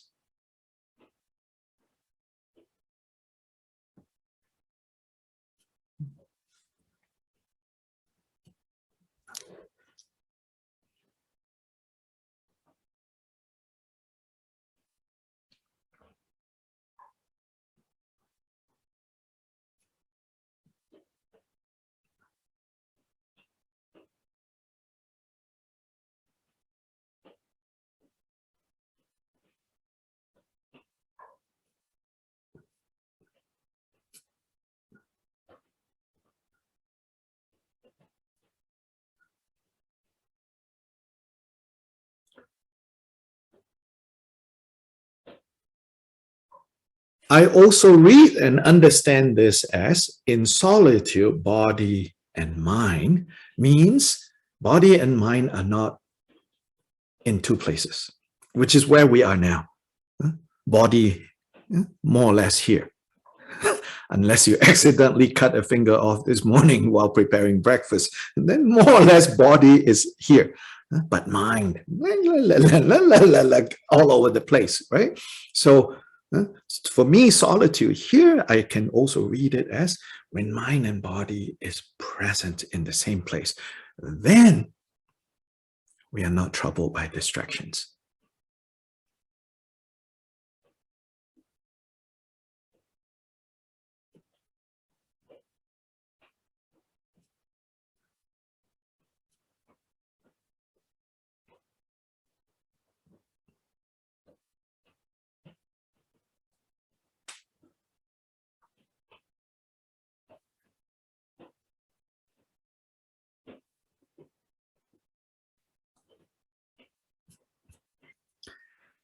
Then Shantideva says, therefore leave this worldly life and totally abandon mental wandering.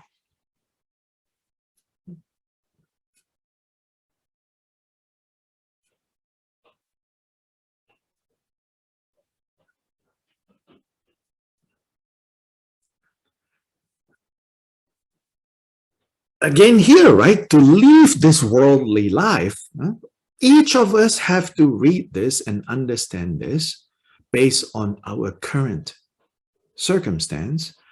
And whatever our current circumstance, right, what we can and cannot do,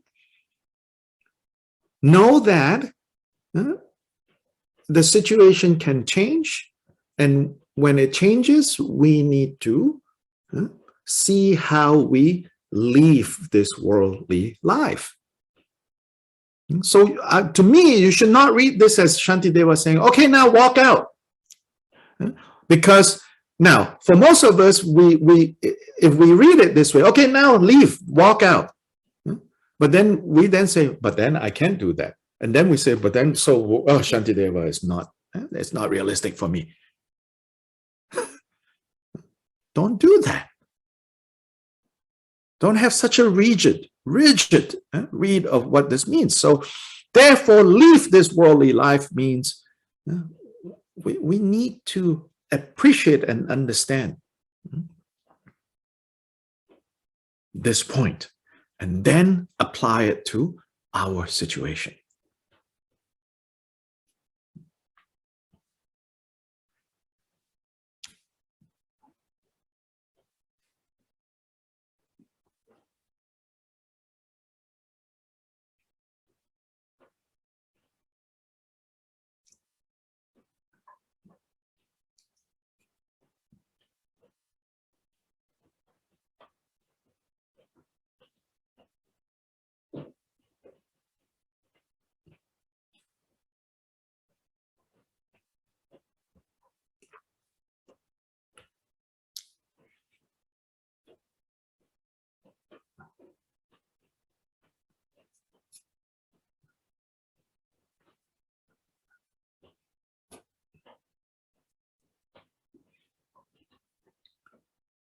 Yeah, I was reading, not reading, I was listening to some clip of a Western teacher talking about,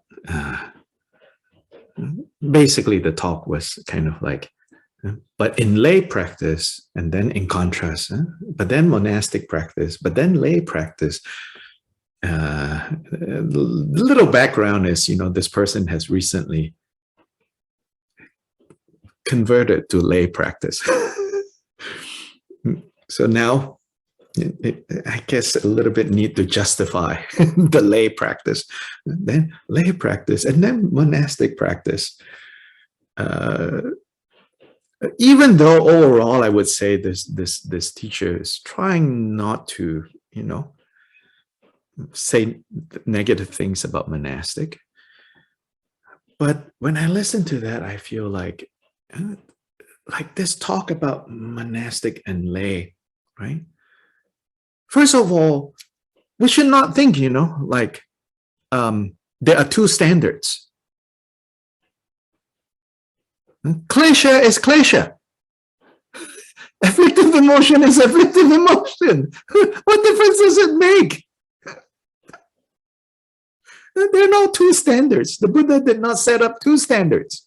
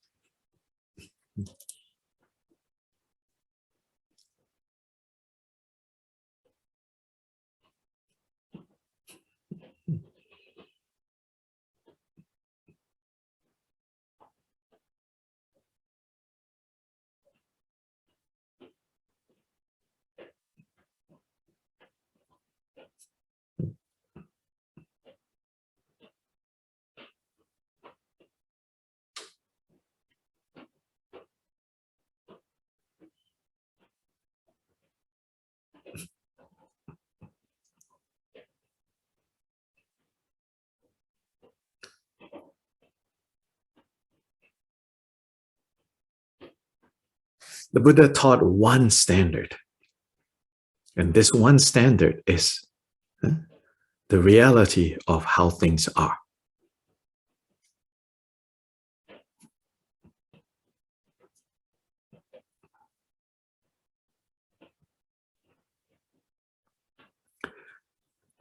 We need to understand that.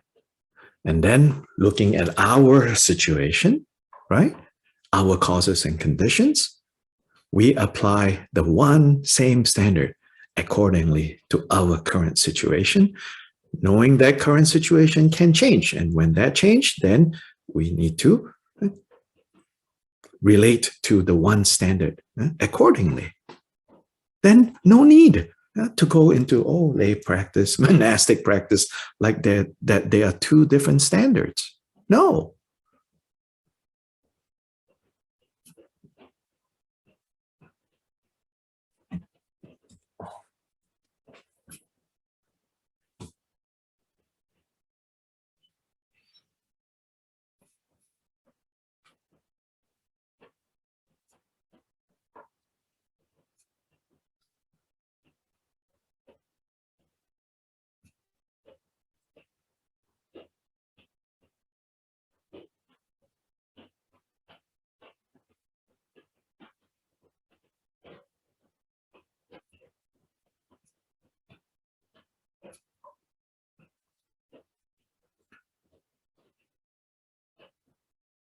Remembering that the main point here, so the last line of verse 2 is to totally abandon mental wandering.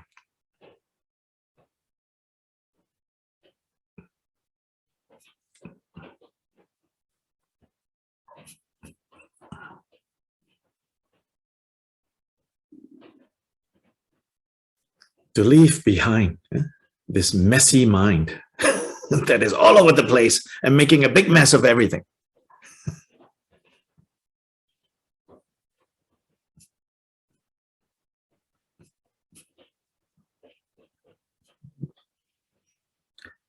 So whether you are unmarried,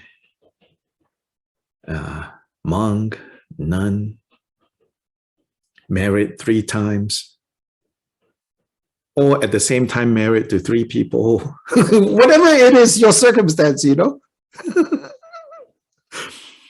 abandon mental wandering.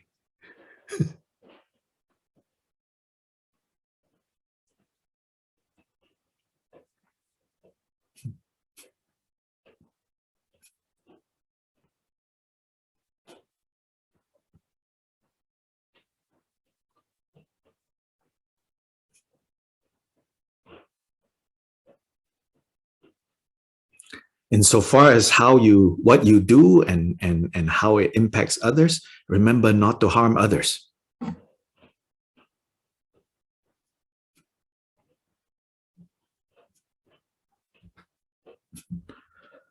Especially harming others to promote yourself. Don't do that.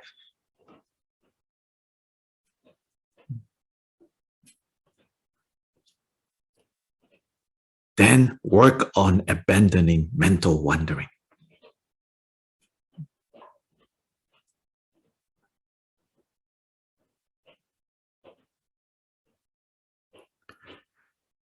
Yeah, so for the next 88 verses, Shantideva is going to talk about.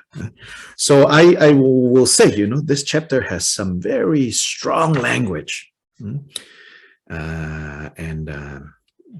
88, 87 verses. This chapter has very strong language. It will start talking about how yucky the body is. And then specifically here, the language, right? It will say, oh, women's body, oh, yuck, yuck, yuck. Please remember the context, okay? Shantideva is talking to a bunch of monks. And then these days, even we have to clarify, talking to a bunch of monks that presumably are attracted to women and not men. So that's why Shantideva is saying, oh, these bodies, they are really yucky. Why are you so obsessed with them?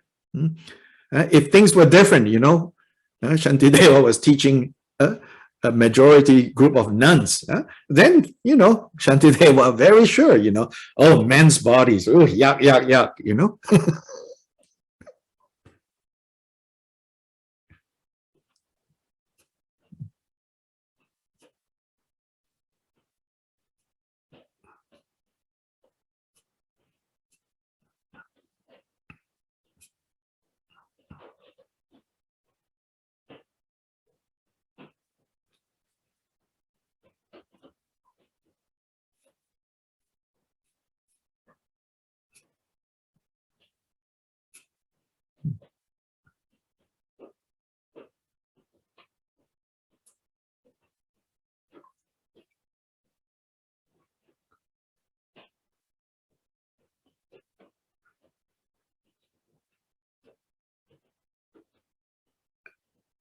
And then sometimes, you know, some modern readers of this chapter, they say, oh, and look at how he, look at how negative he is, you know, towards the lay life, you know. So my response is this. What is he supposed to tell the monks? Oh, over there is so good. Right? I mean, it makes no sense. He's trying to keep the monks committed to what they're doing. Of course, he's going to say, you know, that lay life thing, oh my gosh, you know, you should avoid it like a pit of vipers.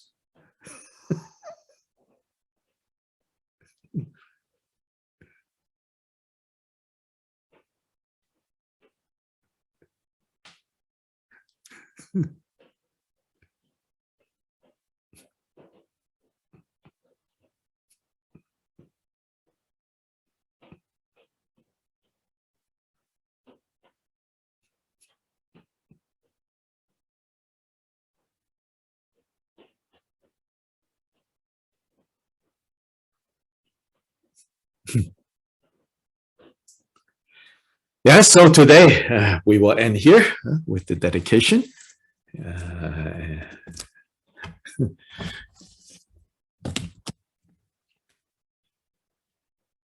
Changchub sem chorim poche ma ge ba nam ge gyurche ge ba nyam ba me pa ya gone gong du bel war sho.